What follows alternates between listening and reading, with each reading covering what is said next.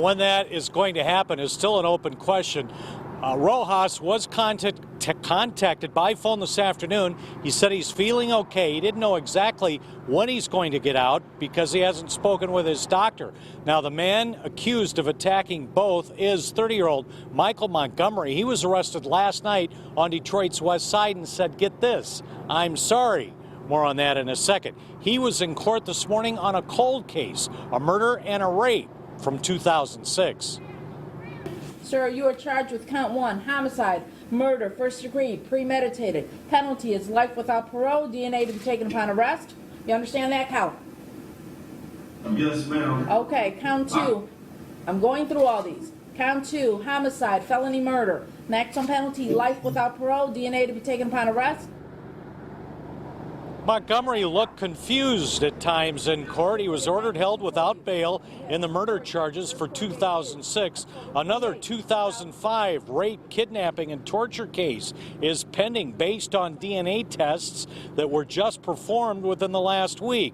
The charges in the attack of the two medics still in the works. Kelly Adams, Al Rojas were treating a woman with an ankle injury outside of a homeless shelter early yesterday morning when Montgomery tried to get into their EMS unit. When he was stopped by the two medics, then he allegedly slashed and stabbed them with a box cutter. Police this afternoon saying that possible weapon may have been recovered. The woman is helping police, and here's what he said when he was arrested. How's that? I'm sorry. We always hear that. Well, I'm sorry, I didn't mean it. You didn't mean it? Really? You weren't thinking about that then. You almost killed 2 EMTs. I'm like, you're sorry? You got a murder warrant from 9 years ago. You're sorry? You raped someone. You're sorry? Give me a break. I'm not apologetic that he's in custody. I'm not apologetic we have warrants. I'm not apologetic that he's going to get justice and he's not going to be on the street again. At least I know that people are going to be safe. To me, my own opinion, he's an animal.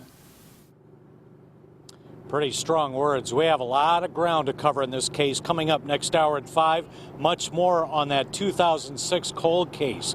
And also, what's the status of the charges with the medics here still in the hospital at this time? And how will safety for these medics be addressed? I can tell you some things went on today behind the scenes. I'll see you next hour at 5. Joanne? You know, Jim, I know you mentioned you're going to cover a lot in later editions here of Action News, but this cold case, like you mentioned, we're talking 9 years ago. This guy's just been walking around. They had his name. They knew who they were looking for. No, they didn't know who the attacker was in 2 cases, 2005, 2006. They had DNA. They were testing it, but at that time, Montgomery's DNA was not in the system until recently. 2 cases this year caused his DNA to go into the system. Still not a link until late last week. That's why everything was sort of on an expedited mission, and they had an active arrest warrant for him when they were seeking him in the attack of the medics. Wow, what a story this is. Jim Kurtzner, thank you so much. We look forward to more today at 5 o'clock.